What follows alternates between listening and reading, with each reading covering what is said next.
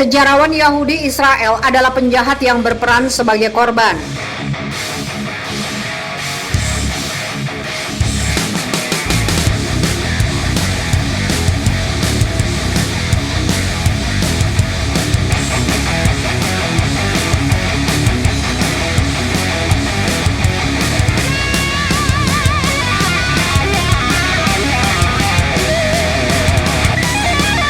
Sejarawan Yahudi Yaakov Rapkin mengatakan komunitas internasional menutup mata atas serangan Israel terhadap Palestina dengan hanya menegaskan hak untuk membela diri Tel Aviv. Menurutnya, Zionis yang menduduki Palestina adalah penjahat yang berperan sebagai korban atau playing victim. Rapkin, seorang profesor sejarah di Universitas Montreal, Kanada, menambahkan bahwa Israel harus berhenti mempermainkan korban dan menghadapi kebenaran tentang catatan kriminalnya. Dia menyatakan bahwa masalah antara Israel dan Palestina bukanlah hal baru dan bahwa ada serangan serupa yang terjadi bertahun-tahun yang lalu.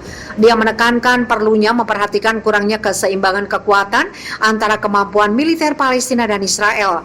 Rapkin yang menulis buku A Threat from Within, A Country of Jewish Opposition to Zionism, mengatakan bahwa peningkatan serangan baru-baru ini terhadap situs-situs Palestina adalah reduplikasi dari banyak peristiwa menyakitkan dalam sejarah Israel dan Palestina. Ketika Israel terus melakukan penindasan orang-orang Palestina mengungsi antara tahun 1947 sampai 1949.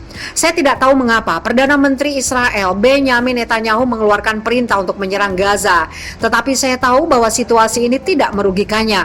Sebaliknya, dia diuntungkan dari polarisasi dalam masyarakat Israel dan permusuhan semacam itu meningkatkan efek polarisasi. Saat ini kami lihat di jalanan Israel, lanjut dia. Dia mengatakan adalah kesalahan besar untuk menggambarkan apa yang terjadi antara Israel dan Palestina sebagai konflik. Kami tidak dapat menggunakan istilah konflik dalam kaitannya dengan situasi saat ini, karena kami terutama berbicara tentang pendudukan sipil yang menghadapi salah satu dari mekanisme militer paling canggih di kawasan. Tentu saja, konsekuensi seperti ini, jumlah korban yang signifikan di antara orang Palestina terjadi ketika ada disparitas dalam perimbangan kekuatan, paparnya. Mengenai pertanyaan, apakah serangan Israel terhadap warga sipil merupakan kejahatan perang? Sejarawan Yahudi itu berkata, saya bukan ahli hukum internasional, tetapi saya dapat mengatakan bahwa ada mesin militer yang sangat canggih yang menyerang warga sipil. Saya pikir tindakan ini dapat dipertimbangkan sebagai kejahatan perang. Tapi saya bukan pengacara untuk berbicara tentang deskripsi hukum tindakan Israel sebagai rasis atau yang dianggap sebagai kejahatan perang.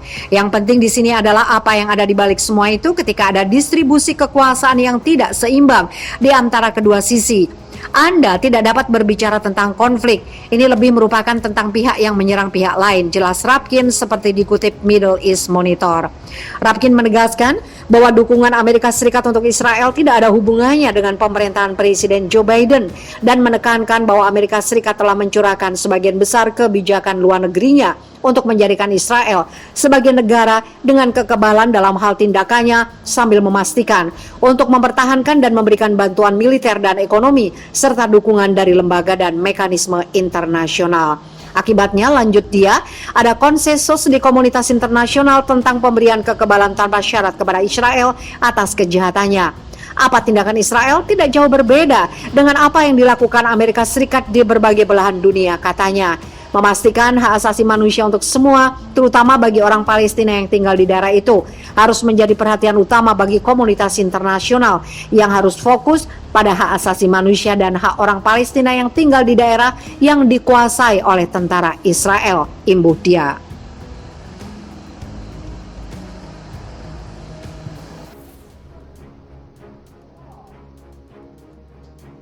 Turki resmikan Masjid Taksim Square di kota Istanbul disambut ribuan warga, hanya Erdogan yang bisa.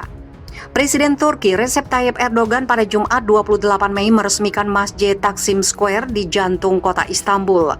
Dilansir Al Jazeera, pembangunan masjid itu merupakan keinginan lama pemerintah Turki sejak 1950-an, yaitu membangun masjid di alun-alun. Adapun peresmiannya bertepatan dengan peringatan protes anti pemerintah besar di Turki di area Taman Gezi pada 28 Mei 2013 silam. Protes itu didasari ketidaksetujuan masyarakat terhadap rencana pembangunan pemerintah. Pembukaan masjid itu disambut ribuan warga layar LED di alun-alun menampilkan jamaah yang melakukan sholat pertama di masjid itu. Jarak sosial kurang terjaga meskipun baru-baru ini Turki baru saja keluar dari penguncian COVID-19. Presiden Erdogan disambut tepuk tangan saat berjalan menuju panggung di depan kerumunan warga. Kami telah menunggu lama sekali untuk masjid ini, kata salah satu warga, Mehmet Ali Karahacioglu, 68 tahun. Tidak ada yang bisa melakukannya, hanya Erdogan. Dia pria yang spesial bagiku. Alun-alun Taksim sekarang memiliki pemandangan yang sangat indah. Saya berharap mereka bisa membangun masjid ini 50 tahun yang lalu, katanya. Erdogan mengatakan dia berharap masjid ini akan menerangi kota seperti lampu minyak selama berabad-abad mendatang.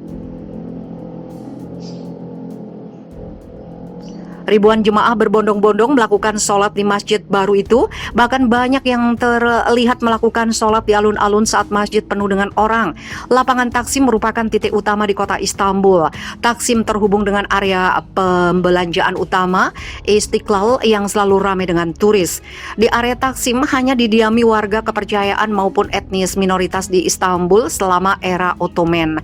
Ada beberapa gereja di area itu, salah satunya gereja Ortodok Yunani terbesar di Istanbul. Kami tidak memiliki cukup masjid di sekitar sini, jadi ini bagus, kata Kenan Kurtoglu, 53 tahun. Namun menurut kritikus, upaya Erdogan mendirikan masjid di pusat kota terkesan memaksakan agama dan konservatif serta bentuk dominasi atas area itu. Pengamat di Institut Washington Soner Kagaptay mengatakan bahwa melindungi masjid simbolis besar di kota kelahirannya, Erdogan tampaknya bertekad untuk meninggalkan jejaknya yang tidak terhapuskan di Turki.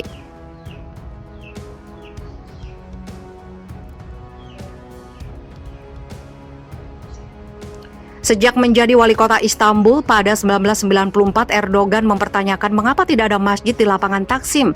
Dia menekankan bahwa satu-satunya situs keagamaan yang terlihat di daerah itu adalah gereja Ortodok. Bahkan tidak ada ruang sholat dan umat harus puas dengan sholat beralas koran di lapangan, kata Erdogan pada Jumat lalu, dikutip dari France 24. Video momen Erdogan berjanji membangun sebuah masjid tepat di tempatnya sekarang berdiri pada 1994 lalu ditampilkan. Namun proyek itu tertunda hingga beberapa dekade dalam pertempuran pengadilan dan debat publik. Penuntut berpendapat masjid itu merupakan upaya untuk memaksakan agama di alun-alun dan merusak warisan Mustafa Kemal Atatürk yang mendirikan Republik Turki yang berorientasi sekuler setelah runtuhnya Kekaisaran Ottoman. Pembangunan masjid akhirnya dimulai pada 2017. Masjid baru berkapasitas 2.250 jemaah ini dikabarkan berisi ruang pameran perpustakaan, dapur umum, dan tempat parkir mobil.